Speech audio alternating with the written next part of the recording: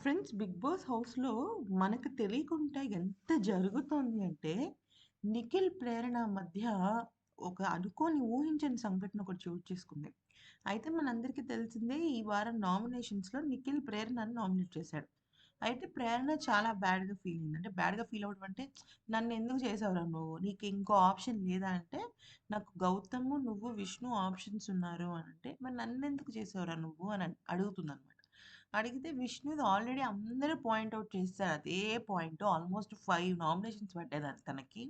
అందుకని నేను నా పాయింట్ నీకు చెప్దాం అనుకున్నాను. పర్సనల్ పాయింట్ కాకుండా జనరల్ పాయింట్ అని చెప్తూ ఉంటే ప్రేరణ అంది, "అసలు నువ్వు నాతో ముందు చెప్పొచ్చు కదా! నువ్వు నాతో ముందు చెప్పుండుంటే సరిపోయి ఉండేది కదా!" అని చెప్పేసి అంటుందనమాట. అంటే ఏంటి? "నువ్వు నాకు ముందు చెప్పుండుంటే నామినేషన్ గురించి నేను షాక్ అయ్యేదాన్ని కాదు." అప్పుడు నిఖిల్ అంటాడు, "గత కొన్ని వారాలుగా అసలు నువ్వు నాతో మాట్లాడుతున్నావా సరిగ్గా? ఎంతసేపు నువ్వు అటే ఉంటున్నావు. నువ్వు అటు ఉండడం నేను తప్పనటం లేదు.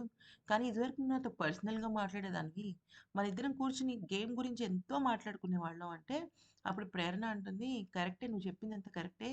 కానీ ఎంతసేపటికి నువ్వు, యష్మి, పృథ్వీ, విష్ణు ఈ నలుగురే ఉంటున్నారు. నేను ఫిఫ్త్ పర్సన్ అయిపోతున్నానక్కడ." అంటే ఇక్కడ మ్యాటర్ ఏమైందంటే ప్రేరణకి ఫస్ట్ ఏమో 'కిల్లర్ గర్ల్స్' విషయంలో హరితేజ వాళ్ళొచ్చినప్పుడు పృథ్వీతో గొడవైంది. సో, పృథ్వీకి తనకు గొడవైనప్పుడు 2 వీక్స్ గ్యాప్ వచ్చింది. ఆ తర్వాత హరితేజతో గొడవైంది. హరితేజ నిఖిల్‌తోనూ, పృథ్వీతోనూ ఎక్కువగా ఉండేది. సో, ఇలాగా ఎవరో ఒకళ్ళు ఆ బ్యాచ్‌లో ఉండడం వల్ల ప్రేరణకి చాలా డిస్కంఫర్ట్‌గా ఫీల్ అయ్యింది.